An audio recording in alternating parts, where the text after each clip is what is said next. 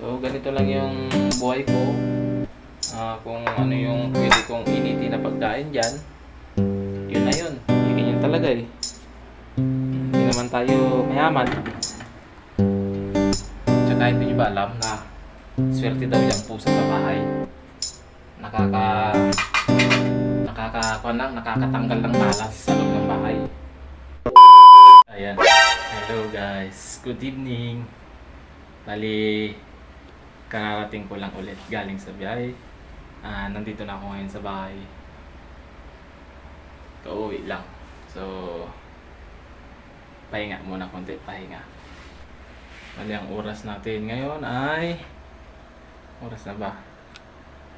Alas 12 na. Alas 12.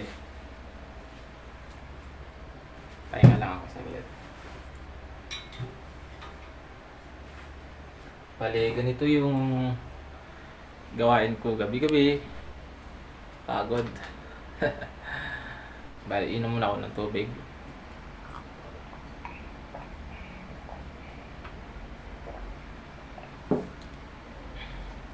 For today's video guys, i-share ko lang sa inyo yung buhay ko. Kung ano yung buhay ko dito sa Manila. Simpleng buhay ko. Ganito yung ginagawa ko pagkatapos ng biyahe, uwi ng bahay. Mainit. Buksan ko lang yung electric fan, mainit eh. Papahinga lang tayo konti guys. Para mamaya maghahanap tayo ng makakain natin. So ayan no, bali yung kanina pumasok ako kanina mga alas 3 ng hapon. Bali ngayon lang tayo nakauwi. Bali ngayon lang tayo natapos. So ganito lang yung buhay ko. Pagkatapos sa biyahe, uwi agad. Ingay ng pusa. Ayan. So balik tayo sa usapan no, sa kwento natin. I-share ko lang yung buhay ko dito, kung paano yung buhay ko. Ayan. Medyo mahina lang yung boses ko kasi may natutulog. Tulog yung mag-iina ko dahil may pasok pa sila bukas. Maaga siya gigising. Gigising yun 3:30 kasi mag-aasikaso pa siya sa mga babaunin ng mga bata. Magluluto. Kung ano yung mga breakfast nila na pwedeng i-breakfast.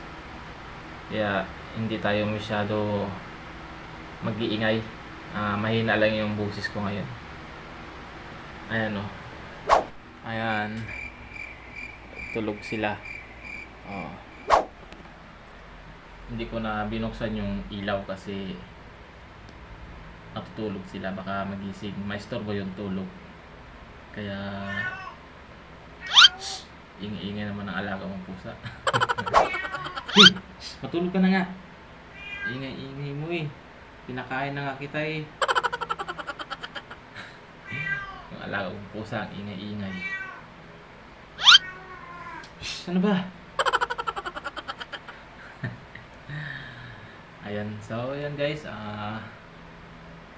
ganito lang yung ayan. Ingay talaga nitong alagang pusa. Ano ba? Kumain ka na ng ingay-ingay pa. Alaga ko na to.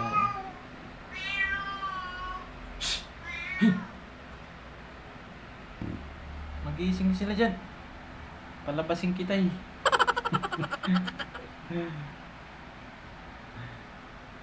Ingay-ingay. So ayan guys, maghahanap tayo ng pwede nating kainin ngayong gabi. Dahil alas 12 na ng gabi. Maghahanap lang ako dito sa kusina kung ano yung pwede kong kainin. Tara, hanap tayo. Ayan, mayroon pa dito kaldero. Mayroon pang kanin. Kaso ulam na lang yung hahanapin ko.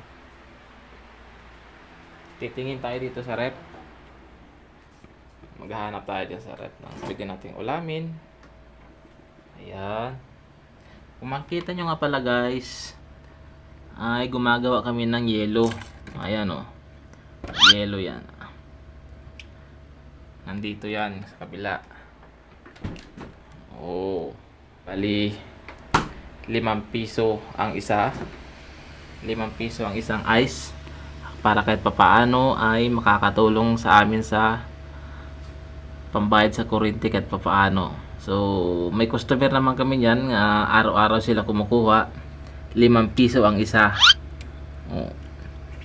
Araw-araw sila. So, makakatulong yun sa pambayad namin sa kuryente. Ito nga pala yung nakita kong ulamin guys. Ano ba nga yan? Ginisang ampalaya. Sige, pwede na yan. Initin natin. Ginisang ampalaya. So, mapapansin nyo guys, yan lang yung laman ng ref ko. Wala. Ganyan talaga eh. Hindi naman tayo mayaman. Kung ano yung kaya lang natin, yun lang. So, initin lang natin yan para makakain na tayo. Yan guys, no, na kahit papaano meron akong small income. O, diba? Kahit papaano meron akong income. Kahit konti lang, kahit papaano, kahit konti. Okay na yun, diba? Makakatulong na yun sa pambayad sa kuryente. O, diba? So, yan. Maghanda na tayo ng makakain ko. Gutom na ako eh. So, ganito lang yung buhay ko. Kung ano yung pwede kong initin na pagkain dyan, yun na yun. Hindi naman ako maarte. Kung ano yung mayroon, yun na yun. O, diba? Yung talaga ang buhay. Importante, nakakakain tayo. Nakakain tayo kahit konti-konti. May panlaman sa sikmura. Okay na yun. So, kagaya niyan, oh. Bahaw. Oh, 'di ba? Bahaw 'yan. Pero okay lang naman sa akin, hindi naman ako naghahanap ng bagong saing eh. Okay na 'yan.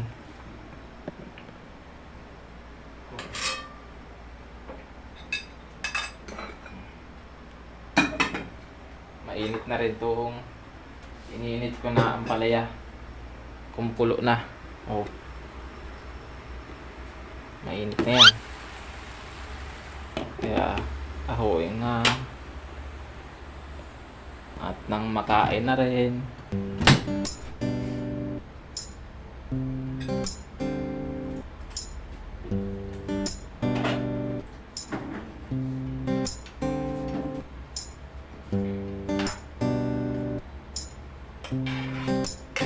Sarap nito, ginisang ampalaya. Balik ito nga pala yung tira namin nung tanghalian. Kaya nilagay sa ref para hindi mapanis.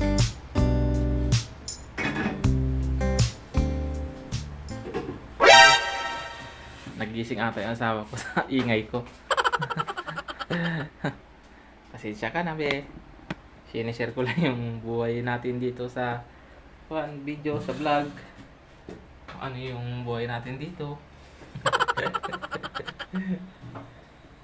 Tinatanong ko siya kung kakain kasi nagising siya sa siguro maingay ba ako. Hindi mo nung maingay eh. So ayan guys, kakain muna ako saglit. Mamaya na tayo ulit magkwentuhan. Let us Lord for this gift of Christ, so Lord, Amen. Kain na!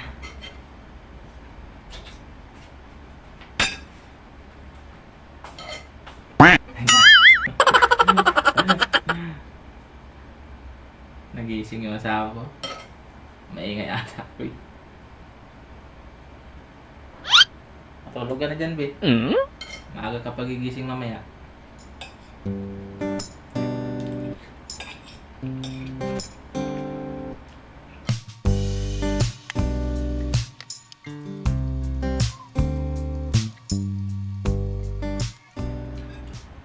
uubusin ko na nga pala itong gulay kasi nakailang init na to eh. Hindi ko na pwedeng itago sa rep, baka mapanis na. Kaya papaking ko na lang para maubos. Kaysa naman mapanis, masayang, di ba?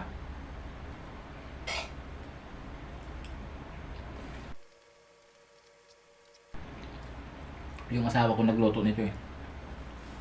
Bali, ito yung tanghalian namin kahapon. Ito yung tira.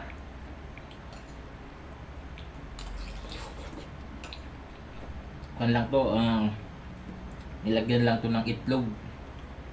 Walang ibang kasama. Walang karne. Para kon talaga siya. Gulay na gulay talaga siya.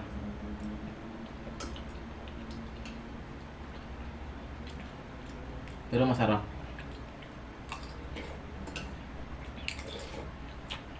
O, di ba? Side na side, pati sabaw ubos. Walang sayang.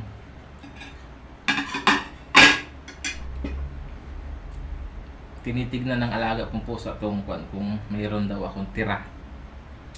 Siyempre gulay ito, hindi naman niya kakainin eh. Tsaka kumain na yan. Inubos na nga niya yung cat food. Kaya hindi ko na siya binigyan. So ayan. Oh, naglilinis na siya ng katawan niya. Oh, di ba? Inubos na nga niya yung pagkain niya yan. Ito, ipapakita ko lang sa inyo. Oh. Wala nang laman. Inubos niya na. Bali, kun nga pala itong alaga ko na to. Napulot ko lang to yan sa may daanan, sa may tabi ng basura. Ang kunyan pa yan nun eh, maliliit pa, parang bubuit, hindi pa nakakamulot yung mata. Pinulot ko kaya inuwi ko, naawa ko eh. Kaya yan, malaki na siya hanggang ngayon. Siguro mayroon na siyang 1 taon sa akin. Matagal na yun eh. Oh. Malaki na siya ngayon. Tapos mayroon pa ito. Bali, anak yan doon sa mga pusa dyan sa labas. Gusto siya ng mga anak ko. Kinuha siya. Dahil 3 daw yung kulay niya. Kakaiba. Ayan. Bali, 3 yung kulay niya. May puti, orange, tsaka black. Bali, binigyan siya ng pangalan na Kaliko. Hindi ko alam kung bakit Kaliko. Ito naman si black and white. Yan. Maraming pusa dito, lalo na doon sa labas. Maraming pusa. Ito lang yung inuwi sa bahay. Dahil nagagandaan daw sa kulay, 3 yung kulay. Tsaka hindi nyo ba alam na swerte daw yung pusa sa bahay.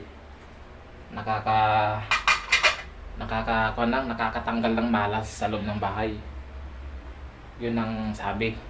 Kaya nag-ampon kami ng mga pusa. Swerte daw yan. Yan yung yung mga sila yung nagtatanggal ng bad energy. Pero mababait naman sila. Itong mga to, mababait. Di sila yung pag may nakitang ulam dyan sa lamisa, kakalungin nila. Yung kakalungin sa Ilocano, yung kakainin. Yun. Hindi sila ganon. Bali, naghihintay sila kung bibigyan mo sila o hindi. Kagaya niyan. Oh, tinitignan niya lang ako kumakain. Kanina. Kaso hindi ko siya binigyan kasi nga gulay, baka hindi niya kainin. Cat food yan, yung pinapakain ko ng cat food. Tapos itong mas maliit. Yan. Si Kaliko. So, ayan guys, hanggang dito na lang muli ang aking video, no. Na-share ko sa inyo yung kwento ng buhay ko, kung paano, kung maganda ba yung buhay ko dito. Ganon. So, yun lang yung routine ng takbo ng buhay ko dito. Pagkatapos ng trabaho, uwi ng bahay, pahinga, pagkapahinga, yun. Maghaharap ako ng pakakain kung may makakain. Kung wala, siguro tubig-tubig. Kasi nga, minsan, nauubusan ako ng pagkain, wala nang natitira, ay di, tinutulog ko na lang, tapos hinihintay ko na lang kinabukasan. Paggising ng asawa ko, nagluluto siya ng breakfast. Yun, kumakain ako doon. Pero kung may makita naman ako dyan na tira-tira nila, yun, iniinit ko na lang at yun nagiging dinner ko. So, yun guys, bali, hanggang dito na lang ang aking kwento. Maraming salamat, maraming salamat sa pagsubaybay. Ngayon na naman. Mamaya, nagpapakala pa ako eh. So, ayun guys, hanggang dito na lang muli. Maraming salamat sa pagsubaybay sa inyo sa aking simpleng video. Bye-bye!